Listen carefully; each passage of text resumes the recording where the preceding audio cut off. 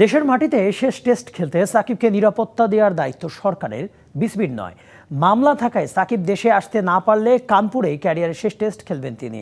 এদিকে বিপিএল এর players draft হবে 14ই অক্টোবর। আসরে অংশ নিচ্ছে 3টি নতুন ফ্র্যাঞ্চাইজি। বিসিবির জরুরি সভা শেষে জানালেন সভাপতি ফারুক আহমেদ। বৃহস্পতিবার বিসিবিতে জরুরি সভা। বিপিএল সহ বেশ কটি ইস্যুতে হয়েছে আলোচনা। তবে সভা শেষে সংবাদ সম্মেলনে ইস্যু একটাই, সাকিব আল হাসান।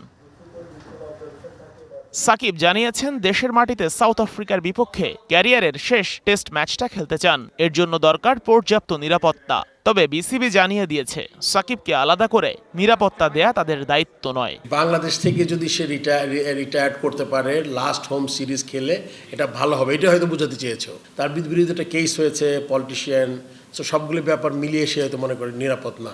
এটা আসলে ব্যক্তিগত, এটা আমি আসলে কোনো কমেন্ট করা আমার এখানে ঠিক হবে না। ক্লিয়ারেন্সটা কে দিবে, এটা আমাদের বোর্ড থেকে কিন্তু আমরা ক্লিয়ারেন্স দিতে পারবো না এই ব্যাপারটা।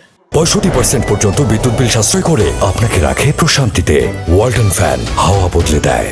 বিসিবি সভাপতির কথায় একটা বিষয় বোঝা যাচ্ছে, ভারতের বিপক্ষে সেকেন্ড টেস্টটা খেলেই সাদা পোশাকটা তুলে রাখতে হবে সাকিবকে। যেহেতু ব্যাপারটা সাব জুডিস না কি বলে আপনার বিচারাধীন বা এই ধরনের কিছু, সো এই ব্যাপারে আসলে আমাদের খুব একটা বেশি করণীয় কিছু নাই। ও যদি আসতে পারে, ও ইচ্ছা পোষণ করেছে, লাস্ট টেস্ট খেলতে চায়, ও ওইটা তখন ওই সিচুয়েশন যখন অ্যারাইজ করবে তখন আমরা এটা নিয়ে চিন্তা করবো। এই মুহূর্তে আসলে এটা এত আগে চিন্তা করতে চাই না।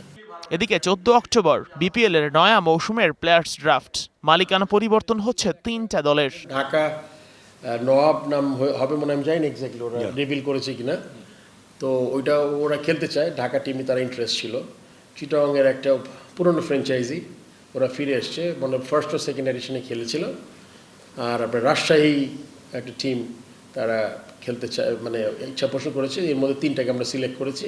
সাকিব আর বিপিএল ইস্যু ছাড়াও টিকিট ডিজিটালাইজেশন, মাঠকর্মীদের চাকরি স্থায়ীকরণ সহ আরও কয়েকটা ইস্যু প্রাধান্য পায় বিসিবি সভায়।